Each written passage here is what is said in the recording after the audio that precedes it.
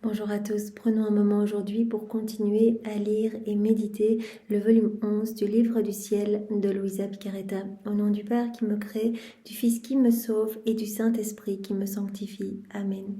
Jésus, une fois de plus, nous plongeons en toi, dans ta divine volonté, nous nous unissons à toi, nous nous identifions à toi, nous nous fondons en toi, nous nous consumons en toi, nous fusionnons nos volontés dans la tienne, nous te les offrons, doux Jésus, pour que tu puisses t'en servir comme espace, comme champ d'action pour continuer ton œuvre de création en nous, cette vie divine, cette vie de l'amour. Seigneur, nous te faisons confiance, nous nous abandonnons entre tes bras comme des tout petits et nous voulons te dire sans cesse ce que tu veux, nous le voulons, nous aussi. Que ton règne vienne dans nos vies, dans la vie de tous nos frères et sœurs, que ta volonté soit faite, que tes plans d'amour, que tes desseins d'amour s'accomplissent pour chacun.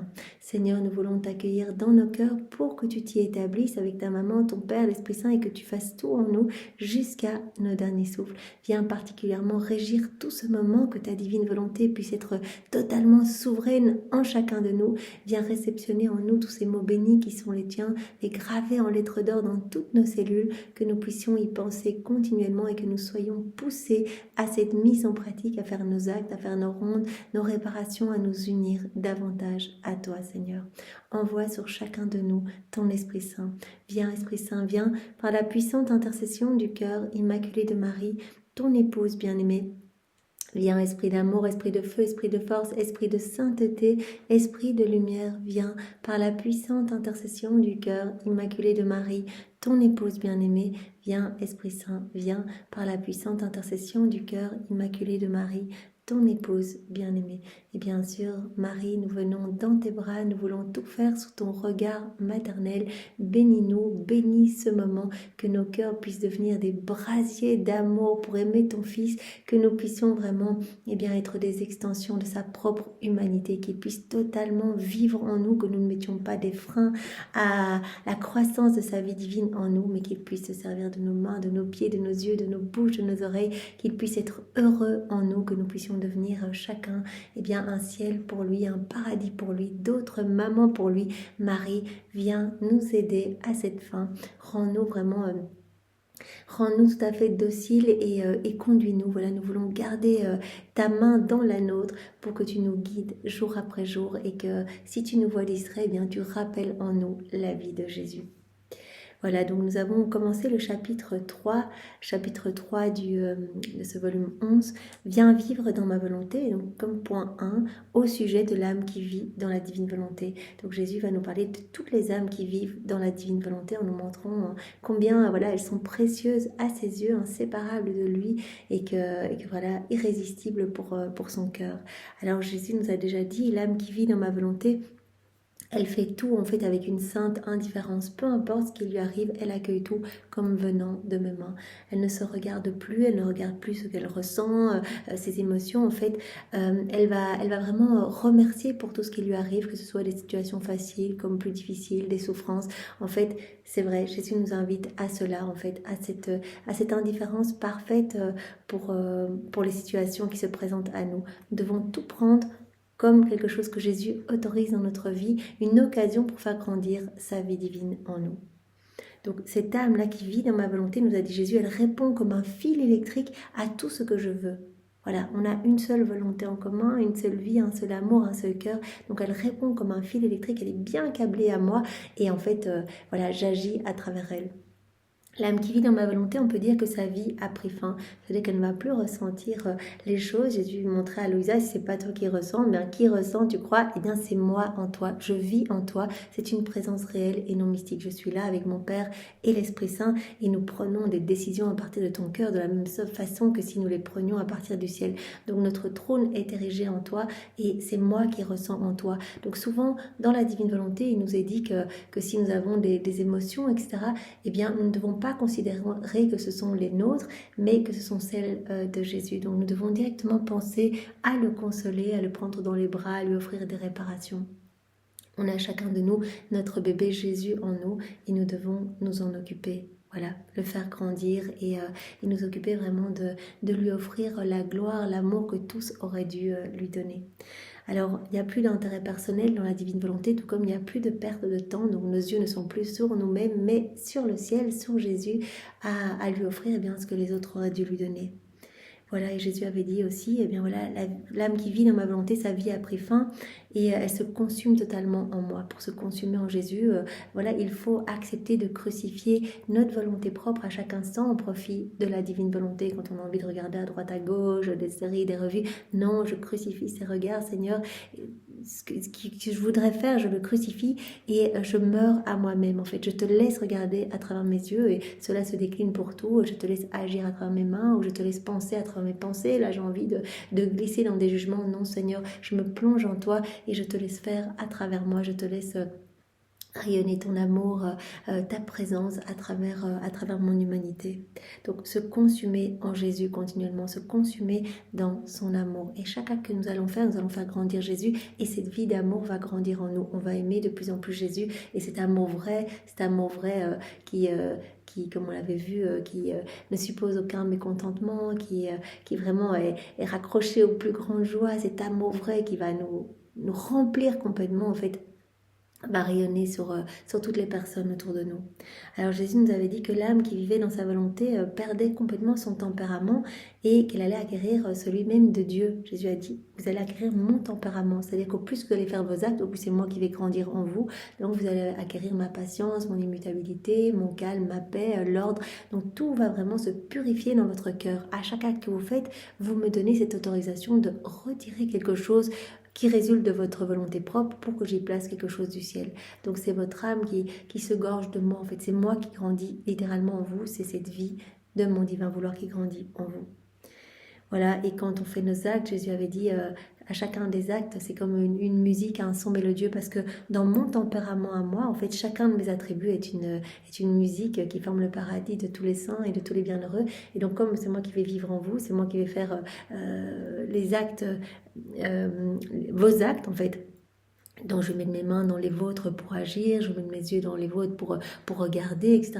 Et bien en fait tout va produire aussi ces musiques d'amour et moi je vais reconnaître que ça vient vraiment de ma volonté et quand cette âme arrivera dans le ciel, et bien nous jouerons, comme Jésus nous l'avait dit, nous jouerons l'un l'autre, et bien nos sons d'amour, nos musiques d'amour et ces musiques, et bien se rencontreront, s'entrelaceront et tout le ciel, tous les bienheureux, les saints sauront que cette âme, et bien vraiment a vécu dans la divine volonté et que vraiment qu'elle a laissé Jésus vivre en elle. Donc ces âmes, comme nous l'a dit Jésus, sont vraiment les prodiges des prodiges, sont miracles à chaque instant en fait. Elles laissent en fait cette vie divine grandir à chaque instant et tout est lumière. En fait, chaque acte devient un soleil amenant des grâces partout.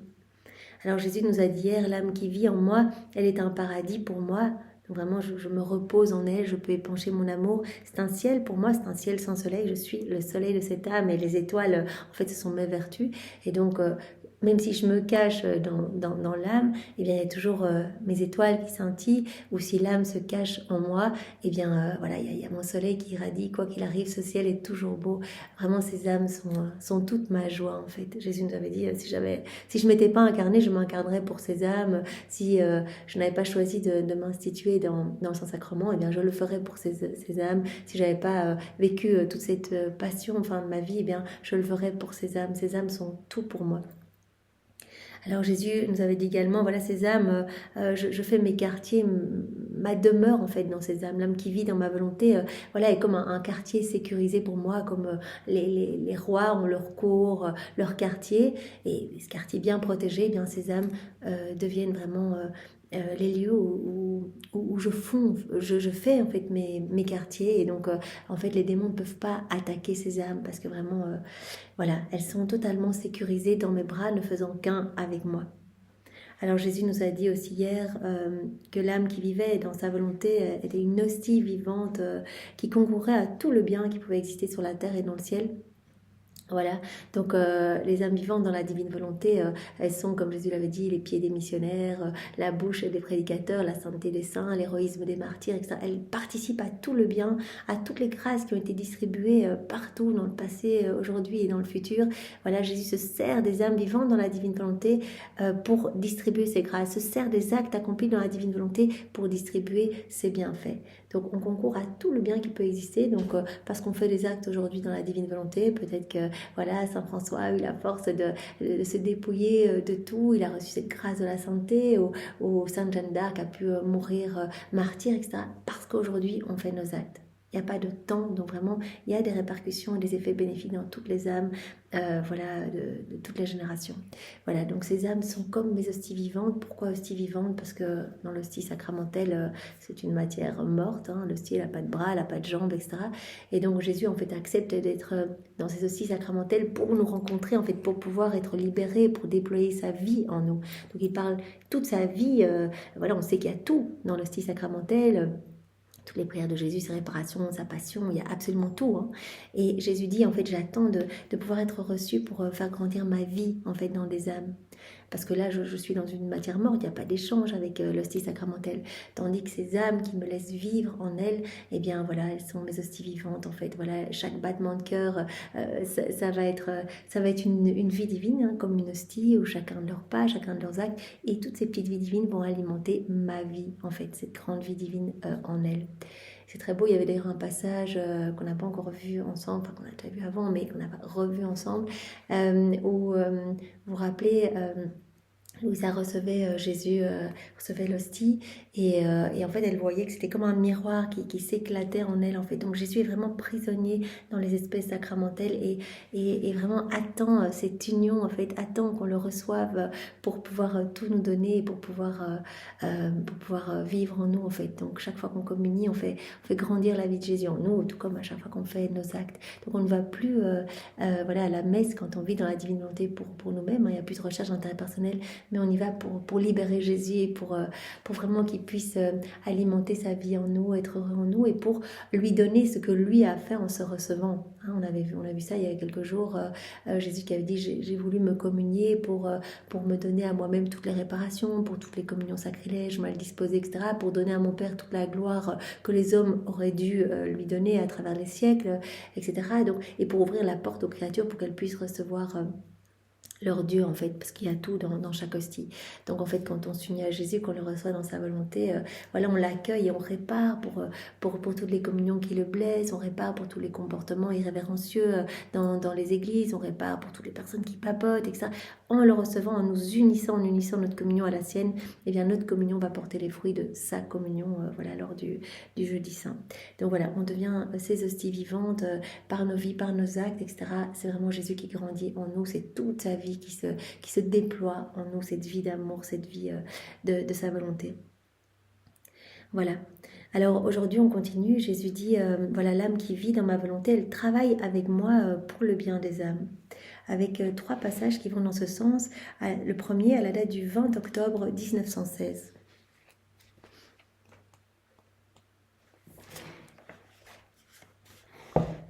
Je me fusionnais dans la divine volonté et l'idée m'est venue de recommander à Jésus béni certaines personnes en particulier. Donc, elle se dit, ben, voilà, je vais prier pour une personne, comme nous on a tendance à faire, voilà, je prie pour mon mari, pour mes enfants, etc. Jésus me dit, ma fille, la spécificité va de soi, même si théoriquement tu ne devrais pas spécifier des intentions particulières. Donc Jésus dit, en fait, quand tu t'unis à moi, tes prières, elles vont être universelles, elles vont toucher tout le monde. Tout le monde va recevoir quelque chose. Tu ne dois pas préciser, mais tu dois élargir. Je le fais au nom de tous et pour tous. Tous tes actes, toutes tes prières, etc., que tu fais dans la divine volonté vont avoir cette portée intemporelle, universelle, magnifique, vont toucher chaque cœur. Dans l'ordre de la grâce, il en va comme dans l'ordre naturel. Le soleil donne sa lumière à tous, bien que les gens n'en profitent pas tous au même degré. Et cela, pas à cause du soleil, mais à cause des gens. Voilà, dans l'ordre de la grâce, c'est la même chose que dans l'ordre naturel. On voit le soleil, il donne sa lumière pour tous. Il ne va pas donner sa lumière juste pour une personne ou deux. Il donne sa lumière pour tous. Maintenant, les gens en profitent plus ou moins, en fait, suivant ce qu'ils souhaitent. Certains utilisent la lumière du soleil pour travailler, pour apprendre, pour apprécier les choses. D'autres s'en servent pour s'enrichir et organiser leur vie, de sorte qu'il n'est pas à quêter pour leur pain. D'autres se montrent paresseux et ne veulent se mêler de rien. Bien que la lumière du soleil les inonde de partout, ils n'en tirent aucun profit. D'autres sont pauvres et malades parce que la paresse engendre beaucoup de maux physiques et moraux. Ils doivent quêter pour leur pain. Cela dit, est-ce que c'est le soleil qui est responsable des difficultés de ceux qui n'en profitent pas? Ou donnerait-il plus à certains qu'à d'autres? Certainement pas. La différence est que certains l'utilisent et d'autres pas. Donc Jésus est en train de faire un parallélisme, le soleil qui donne sa lumière à tous. Certains vont profiter pour gagner leur vie, etc., pour pouvoir profiter du soleil, pour faire des cultures, etc. Et d'autres vont pas du tout profiter du soleil et vont se perdre un petit peu dans l'oisiveté. Jésus dit, est-ce que c'est la faute du soleil? Pas du tout, il donne à tout le monde. Maintenant, c'est l'ouverture, la réceptivité, je prends pas. C'est la même chose dans l'ordre de la grâce. Voilà, Jésus dit, moi, la lumière de ma grâce, elle se répand partout, à travers vos actes. Donc toutes les âmes vont recevoir quelque chose. Maintenant, il y a celles qui ne veulent pas du tout, qui vont fermer leur cœur. Et donc, vraiment, ces grâces vont glisser comme sur la paroi hermétique de leur cœur. Et puis, il y en a d'autres qui vont avoir le cœur un petit peu ouvert et qui vont recevoir. D'autres qui vont être disposés à accueillir plus, etc. Donc, la même chose se produit, donc le soleil, dans l'ordre de la grâce, qui plus que la lumière du soleil, inonde les âmes. Tantôt la grâce se fait voix pour l'âme en l'interpellant, en l'instruisant et en la corrigeant. Tantôt elle se fait feu pour y brûler ce qui n'est pas bon et y faire disparaître le goût des mondanités et des plaisirs. Et aussi pour y former des souffrances et des croix afin de conférer à l'âme la forme de sainteté prévue pour elle. La croix qui nous décape, nous sanctifie, etc. Donc la lumière de la grâce se répand partout. Tantôt elle se fait voix pour l'âme, pour l'interpeller, pour l'instruire, pour la corriger. Tantôt elle se fait feu pour brûler tout ce qui n'est pas bon dans l'âme. Tantôt elle se fait eau pour purifier, etc. Voilà. Tantôt elle se fait feu aussi pour brûler donc ce qui n'est pas bon dans l'âme, faire disparaître le goût des mondanités et des plaisirs, et aussi pour y former des souffrances et des croix, pour conférer à l'âme la forme de sainteté prévue pour elle. Tantôt la grâce se fait eau pour purifier l'âme, l'embellir et l'imprégner de grâce. Mais qui prête attention à ces flots de grâce? Moi je donne. La lumière de ma grâce se répand partout. Mais qui prête attention à ces flots de grâce? Qui accueille? Trop peu. Et on ose dire que je donne des grâces de sainteté à certains et pas à d'autres, alors qu'on se contente de mener sa vie paresseusement comme si la lumière de la grâce n'était pas pour soi. Jésus nous a déjà dit tellement de fois dans les premiers volumes qu'on a vus ensemble, que voilà, c'est un gros outrage pour le cœur de Dieu en fait. C'est vraiment quelque chose qui blesse le cœur de Dieu quand on n'accueille pas la lumière de la grâce. Jésus qui nous donne, et nous on n'accueille pas. Jésus dit c'est comme si les hommes s'arrachaient les yeux pour ne pas recevoir la lumière du soleil. Mais combien le soleil, s'il était doté de raison, serait outragé. Jésus dit, nous, on veut donner à chacun, mais il y en a tellement qui sont froids, qui sont fermés, qui n'accueillent pas en fait. On ne peut pas les forcer à recevoir. Il ajouta, ma fille, j'aime tant les créatures que je me fais sentinelle à chacune pour les surveiller, en chacune pour les surveiller, pour les défendre, et de mes propres mains travailler à leur sanctification. Jésus dit, mais moi je suis là près de chacun de mes enfants, je me fais la sentinelle de chacun pour essayer de les sanctifier, donc je les inonde de grâce, je toque tout le temps à la porte de leur cœur, etc. Je les bombarde d'amour, je veux vraiment les travailler, les défendre, et de mes propres mains travailler leur sanctification. Cependant, combien d'amertume elles me donnent. Quelques-unes me rejettent, d'autres m'ignorent et me méprisent. Donc il n'y a vraiment pas ce retour d'amour. Jésus qui veut nous donner, qui se fait la sentinelle de chacun de nous, qui nous a dit dans les 24 heures, mais j'aime chaque âme autant que toutes les autres réunies. Donc je vous aime tellement et je veux tellement que vous soyez beaux, je veux vous restaurer, je veux vous remettre debout. Ne vous accueillez pas mes grâces. Quelques-unes me rejettent, d'autres m'ignorent et me méprisent. D'autres se plaignent de ma surveillance. D'autres se plaignent, ah, non, on ne veut pas tout ça. D'autres encore me claquent la porte en rendant mon travail inutile. Non seulement je me fais sentinelle pour les âmes, mais je choisis aussi celles qui vivent dans ma volonté pour m'accompagner dans cette tâche. Donc l'âme qui vit dans la divine volonté, elle est avec Jésus. Elle travaille avec Jésus à concourir au bien de tous, à distribuer cette lumière de la grâce dans chaque heure. Par nos actes, Jésus distribue, il continue sa vie en nous, il distribue la lumière de sa grâce à travers nos actes, il distribue ses bienfaits, il distribue ses cadeaux à travers les actes que nous faisons. Donc Jésus dit, ces âmes, elles concourent à tout le bien qui peut exister sur la terre et dans le ciel. Ces âmes sont comme des secondes sentinelles. Voilà, elles sont avec moi et elles travaillent pour le bien des âmes. Nous, on ne se rend pas compte, on est là, on cuisine, on met la table, on va travailler, on marche, etc. dans la divine volonté. Et à travers nos mouvements, eh bien, Jésus fait de nos actes des actes divins, puisqu'on lui a donné l'autorisation en nous fondant en lui. Et alors, à travers nos actes, il distribue. Il distribue à toutes les âmes de toutes les générations.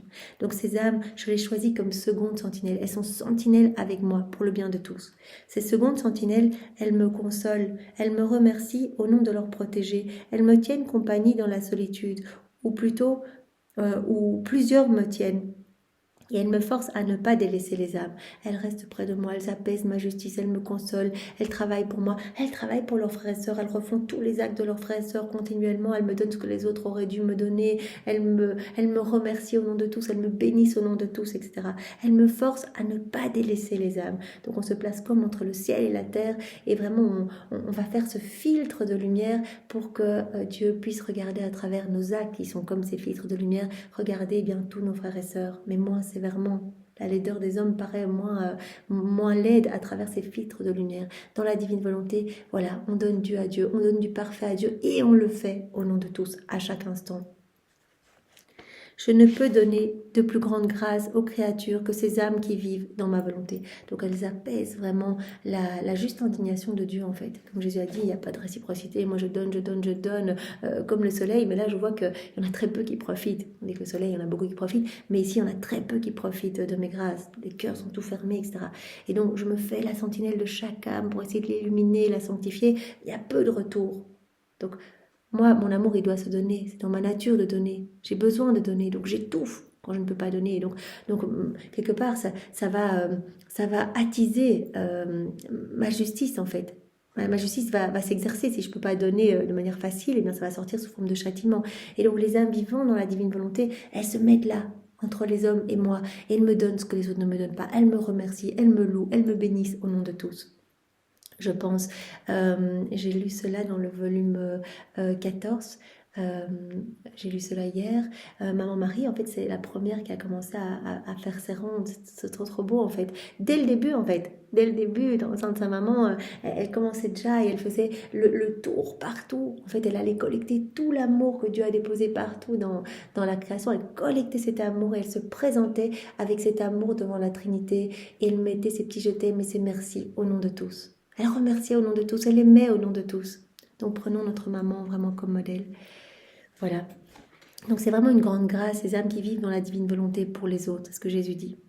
Elles sont les prodiges des prodiges. Chacun des actes accomplis dans la divine volonté produit de la lumière qui va être bénéfique pour tous, produit de la joie pour tout le ciel, donne une gloire parfaite à Dieu, un amour parfait, une adoration parfaite, des contentements divins pour la Trinité.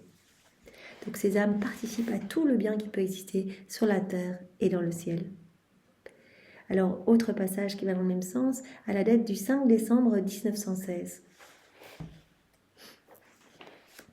Je faisais ma méditation et selon mon habitude, je me déversais totalement dans la volonté de mon doux Jésus.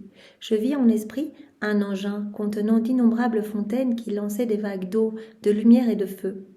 Voilà, elle est immergée dans la divine volonté et elle voit comme une machine, un engin qui de cette machine sort d'innombrables fontaines, des vagues en fait qui forment en fait ces fontaines qui lancent des vagues d'eau, des vagues de feu, des vagues de lumière. Ces vagues s'élevaient vers le ciel et se répandaient ensuite sur toutes les créatures. Elles parvenaient à toutes, bien qu'elles pénétraient à l'intérieur de certaines et restaient à l'extérieur des autres. Donc elle voit, c'est toujours un petit peu quand son âme est en dehors de son corps, elle voit comme un engin, il y a des fontaines qui sortent, qui produisent des vagues, en fait, des vagues de lumière, de feu, d'eau, etc. Et ça vient toucher, donc ça monte dans le ciel, et ça vient toucher toutes les âmes, toutes sont touchées. Il y en a certaines qui se laissent toucher, et donc ces vagues rendent à l'intérieur, et d'autres, ça glisse, ça reste à l'extérieur. Mon toujours aimable Jésus me dit, moi je suis l'engin, c'est mon amour qui maintient cet engin en action, afin qu'il déverse ses vagues sur tous. C'est mon amour qui maintient l'activité de cet engin. Je suis l'engin et c'est mon amour qui maintient cet engin en action pour qu'il forme ces vagues pour qu'elles se répandent sur tous. Pour ceux qui m'aiment, qui sont vides et qui veulent recevoir ces vagues, celles-ci entrent en eux. Quant aux autres, ils sont juste touchés par ces vagues, de manière à ce qu'ils deviennent disposés à recevoir un si grand bien. Voilà, suivant la disposition. l'ouverture de cœur, et bien voilà, Jésus dit certains vont recevoir ces vagues, vraiment ça va pénétrer à l'intérieur de leur cœur, hein, ceux qui m'aiment, qui acceptent de se vider de tout pour accueillir, et puis d'autres, voilà, ils vont juste être, ça va glisser et au mieux, et ils vont se disposer pour accueillir un si grand bien. Les âmes qui font ma volonté et vivent en elle se trouvent dans l'engin lui-même, donc se trouvent en moi en fait.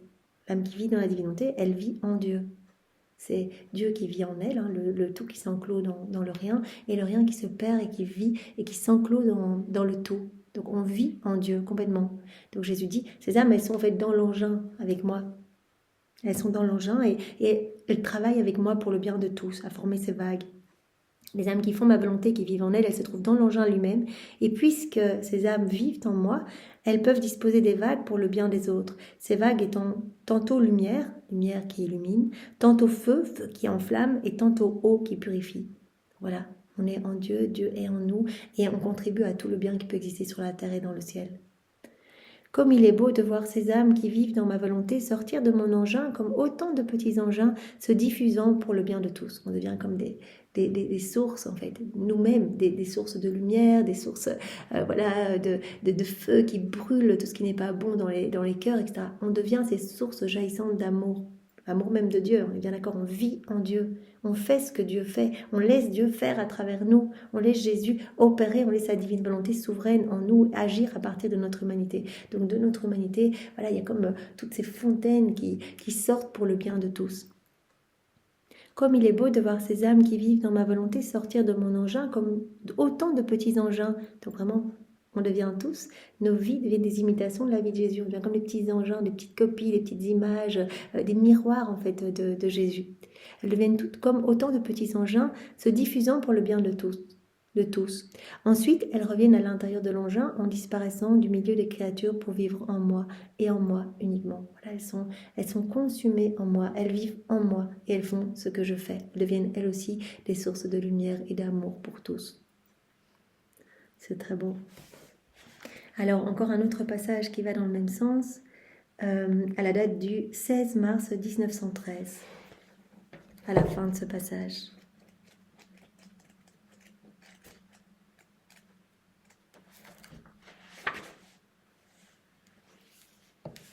Un autre jour, Jésus me dit, « Ma fille, vois comment se nourrit l'âme qui vit dans ma volonté. » Il me fit voir un soleil déployant d'innombrables rayons. Il était si brillant que notre soleil habituel n'est qu'une ombre à côté de lui.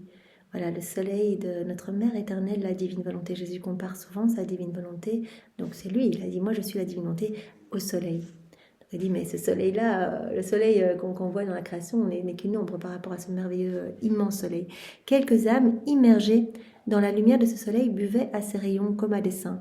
Les âmes qui vivent dans la divinité, elles s'abreuvent de cette lumière. Voilà, elles boivent aux rayons de ce soleil divin, soleil de la divine volonté, elles s'abreuvent comme à des saints. Bien que ces âmes semblaient totalement inactives, tout le travail divin se faisait par elles. Voilà, ces âmes ne font que rester connectées à Jésus. Là, on s'unit à Jésus dans tous nos actes. Après, rien ne se passe extérieurement, on ne fait pas plus que notre voisin à droite à gauche. Mais comme on laisse Jésus vivre en nous, c'est sa lumière qui rayonne de nous. Voilà, les âmes là qui s'abreuvent à cette lumière, on dirait qu'elles font rien du tout, elles sont là, voilà. Mais elles font tout en fait. Elles participent à tout le travail divin. Il semble qu'elles soient totalement inactives, mais tout le travail divin se fait par ces âmes. Voilà, toutes les grâces, toutes les bénédictions, toute la lumière passe par ces âmes, par le truchement de ces âmes. Mon toujours aimable Jésus ajouta, « As-tu vu le bonheur des âmes qui vivent dans ma volonté et comment mes travaux se font par elles ?» Voilà. L'âme qui vit dans ma volonté se nourrit de lumière, c'est-à-dire elle se nourrit de moi.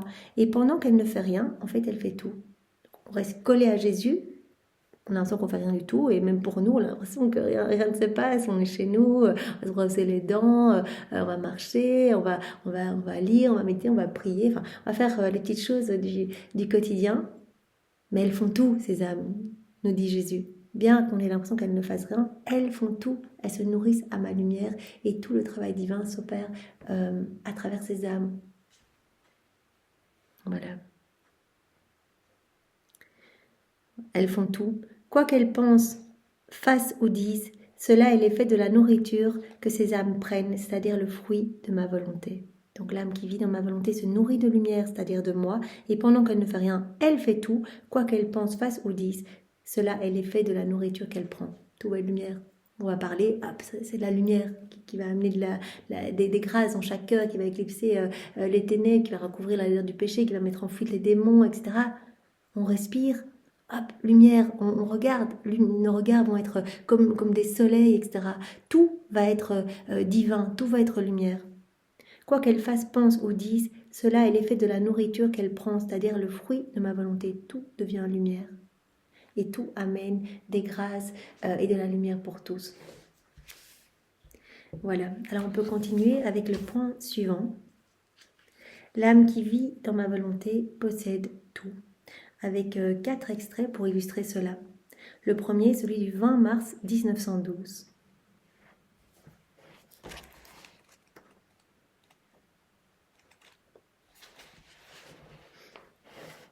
Me trouvant dans mon état habituel, mon toujours aimable Jésus se fit voir tout triste et me dit « Ma fille, ils ne veulent pas comprendre que tout consiste à se donner à moi, à faire ma volonté en tout et toujours. » Quand j'ai obtenu cela, je stimule l'âme et lui dis « Ma fille, prends cette joie, ce réconfort, ce soulagement, ce rafraîchissement. Cependant, si l'âme prend ces choses avant de s'être donnée complètement à moi et de faire ma volonté en tout et toujours, il s'agit d'actes humains. » Tandis qu'après, ce sont des actes divins. Comme il s'agit de mes choses, je ne suis plus jaloux, et je me dis, si elle prend un plaisir légitime, c'est que je le veux. Si elle négocie avec des personnes, si elle converse légitimement, c'est que je le veux. Si je ne le voulais pas, elle serait prête à tout arrêter. Aussi, je mets tout à sa disposition, puisque tout ce qu'elle fait, elle est fait de ma volonté, et non de la sienne. Donc Jésus dit, je donne tout en fait à l'âme qui vit dans ma volonté, elle possède ma divine volonté comme vie, c'est la fontaine de tous les biens, de tous les bienfaits. Je dis, sers-toi. Voilà, il s'agit de mes choses, elle peut se servir, tout lui appartient puisqu'on devient inséparable. Même si elle prend un plaisir légitime, c'est que je le veux, on n'a plus qu'une seule volonté en commun. Si elle négocie avec des personnes, si elle converse légitimement, c'est que je le veux. Donc je mets tout à la disposition des âmes qui vivent dans la divine volonté, puisque tout ce que ces âmes font, eh bien, c'est l'effet de la divine volonté. C'est non l'effet de notre volonté, mais c'est l'effet de la volonté de Dieu. C'est Dieu qui agit en nous. Donc il met tout à notre disposition. On veut la même chose que lui dans la divine volonté. Et donc il nous donne tout puisqu'on devient inséparable de lui. Il nous rend propriétaires de tout. Dis-moi ma fille, qu'est-ce qui t'a manqué depuis que tu t'es donné à moi complètement? C'est vraiment très beau. Je t'ai donné mes goûts, mes plaisirs et tout de moi pour ton contentement. Cela dans l'ordre surnaturel. Je t'ai tout donné. Est-ce qu'il t'a manqué quelque chose depuis que tu m'as donné ton oui complet pour vivre dans ma volonté? Regarde, je t'ai donné dans l'ordre surnaturel mes goûts, je t'ai donné mes plaisirs, je t'ai donné tout de moi pour que tu sois heureuse. Et dans l'ordre naturel aussi, je ne t'ai laissé manquer de rien. Confesseur, communion, etc. Je pense à chacun de nous, on a tellement de chance de pouvoir aller à la messe tous les jours si nous le voulons, d'aller adorer. C'est vrai que le Seigneur met tout à notre disposition, on ne manque de rien, il s'occupe de nous, il se fait la sentinelle vigilante de notre âme. Voilà, l'âme qui vit dans la divine volonté, elle ne manque de rien, elle est propriétaire de tout. Et on peut aussi, bien sûr, tous les mystères nous appartiennent, toute la rédemption, toutes les plaies de Jésus, les paroles de Jésus. En fait, Jésus nous donne absolument tout. Et si on regarde même dans l'ordre naturel, on ne manque de rien. Il va s'occuper de nous. Il nous dit, c'est un échange de vie dans la divine volonté. Donc tu t'occupes de moi en temps plein et moi je vais m'occuper de toi pour que tu ne manques de rien. Voilà, même dans l'ordre naturel aussi, je ne t'ai laissé manquer de rien, confesseur, communion, même plus puisque tu ne voulais que moi. Tu ne voulais pas de confesseur si souvent. Mais comme moi je voulais tout en abondance pour celle qui voulait se priver de tout pour moi, je ne t'ai pas écouté, je t'ai tout donné en surabondance. Je veux que l'âme qui vive dans ma volonté, elle ne manque de rien. Ma fille, quelle douleur je ressens dans mon cœur en voyant que les âmes ne veulent pas comprendre cela, mais même celles que l'on considère comme les meilleures. Donc abandonne-toi à moi, fais-moi confiance, accueille tout comme venant de mes mains, unis-toi à moi, donne-moi toute ta vie pour ne penser qu'à moi. Hein. L'âme qui vit en moi, nous a dit Jésus, sa vie a pris fin. Donc on arrête de regarder notre nombril, ce que l'on ressent, etc. On ne regarde que Jésus, on s'occupe de lui et on ne manquera de rien. On ne manquera de rien du tout. Il nous donnera absolument tout. Voilà, donc l'âme qui vit en moi, elle possède tout. Avec comme deuxième point, celui à la date du 29 septembre 1912.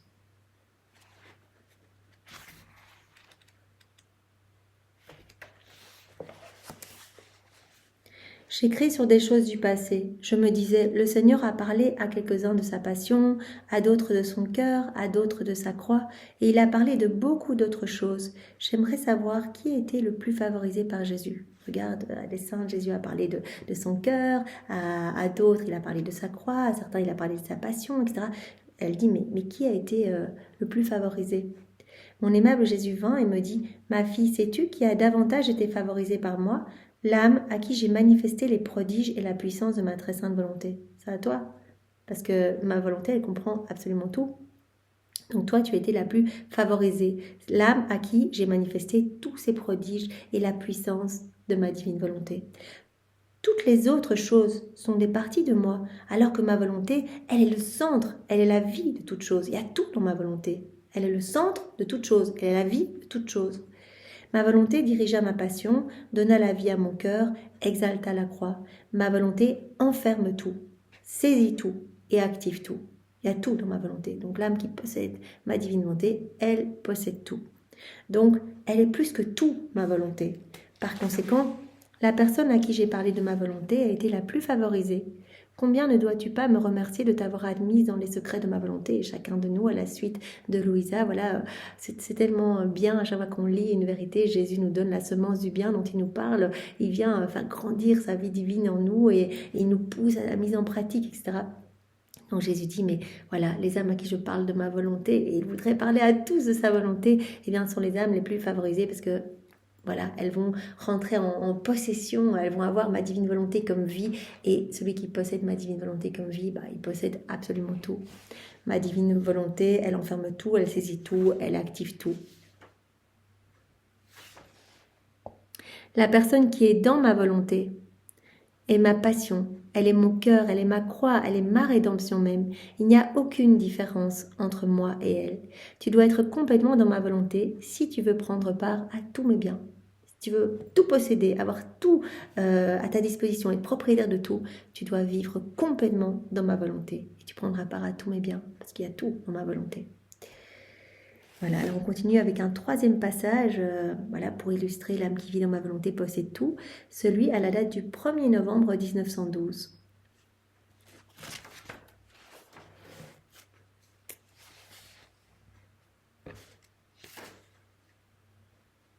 Voilà. Très affligée à cause de la privation de mon aimable Jésus, je priais et réparais pour tous. Mais dans mon amertume extrême, je pensais à moi en disant « Aie pitié de moi, Jésus, pardonne-moi, ton sang et tes souffrances ne sont-ils pas pour moi aussi? Ont-ils moins de valeur pour moi ?» Donc là, un petit retour sur elle-même en fait. Là, elle commence à dire « Mais en fait, aie pitié de moi, Seigneur, voilà, que ton sang coule sur moi. » D'ailleurs, il y a un autre passage où Jésus dit « Mais pitié, pitié, pourquoi tu me demandes ça? Regarde, moi je suis sur la croix, viens toi me consoler, je te donne tout, ne réclame pas de choses pour toi, viens te servir, tu es propriétaire de tout. » Mon aimable Jésus me dit intérieurement, ma fille, que dis-tu? En pensant à toi-même, tu régresses de propriétaire que tu es. Voilà, quand on vit dans la divine volonté, on possède tout, on a tout, donc on ne doit plus demander des petites choses pour nous, on a tout, on doit les servir, c'est comme on ne doit plus demander l'intercession des saints. On doit les réjouir, on peut prendre toute la passion de Jésus, leur réoffrir, tous les actes de Jésus, les actes de Marie, toutes les messes de la première à la dernière et leur offrir, etc. On possède tout. Donc on doit arrêter de se considérer vraiment dans cette position de serviteur. Jésus dit, quand tu vis dans ma volonté, tu es propriétaire. Mais dès que tu te regardes toi-même, tu descends, tu régresses, tu passes de l'état de propriétaire à l'état de serviteur qui doit réclamer une petite grâce. En pensant à toi-même, tu régresses de propriétaire que tu es, tu te réduis à la misérable condition de demanderesse en fait. Tu viens réclamer quelque chose alors que tu as tout, tu es propriétaire avec moi, on est inséparables, on a tout en commun. Pauvre fille, en pensant à toi-même, tu t'appauvris, car dans ma volonté, tu es propriétaire et tu peux prendre tout ce que tu veux. S'il y a quelque chose que tu peux faire dans ma volonté, c'est de prier, de réparer pour les autres. Tu as tout. Alors prends et répare pour les autres, va distribuer dans chaque cœur mon sang, les mérites de ma passion, etc. Prends et distribue, mais ne viens pas demander une petite grâce. Je dis à Jésus, mon très doux Jésus, tu aimes beaucoup que ceux qui vivent dans ta volonté ne pensent pas à eux-mêmes. Mais toi, penses-tu à toi-même? Entre parenthèses, question idiote. Quelle question idiote. Il me répondit, c'est Louisa qui se dit ça à elle-même. Il me répondit, non, je ne pense pas à moi-même. Ceux qui ont besoin de quelque chose pensent à eux-mêmes. Je n'ai besoin de rien. Je suis la sainteté même, le bonheur même, l'immensité, la hauteur et la profondeur même. Jésus dit, on pense à soi-même quand on a besoin de quelque chose. Il dit, moi j'ai tout. Comme l'âme qui vit dans la divinité, elle a tout. Elle ne doit pas penser à elle-même. Je ne manque de rien, moi, absolument de rien. Mon être contient tous les biens possibles et imaginables. Si une pensée me vient, c'est la pensée de l'humanité. L'humanité est sortie de moi et je veux qu'elle me revienne. Je place dans la même condition que moi toutes les âmes qui veulent vraiment faire ma volonté. C'est-à-dire qu'elles ne vont plus ressentir le besoin de demander des choses.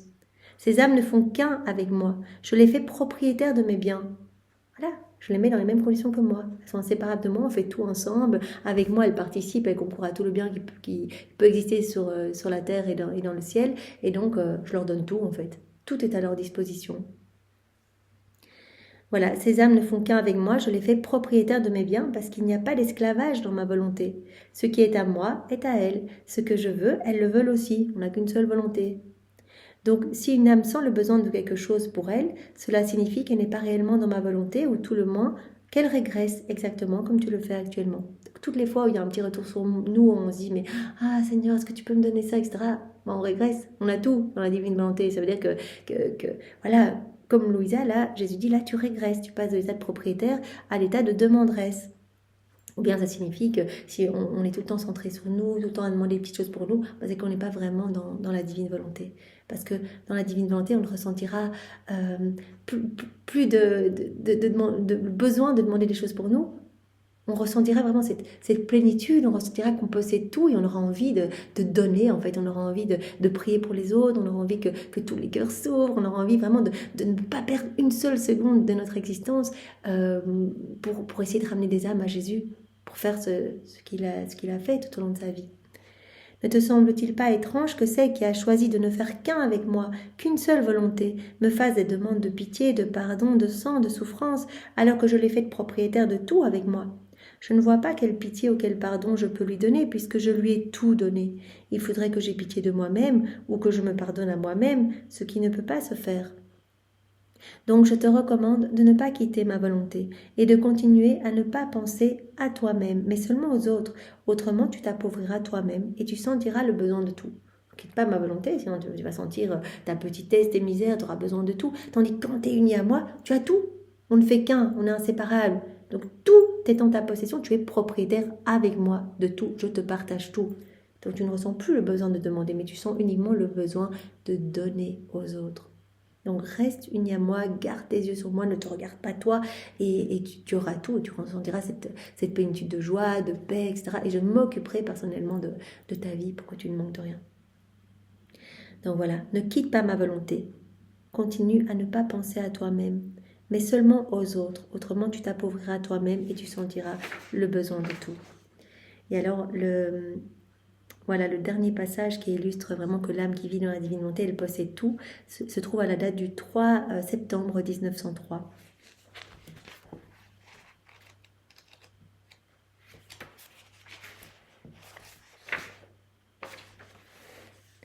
Voilà.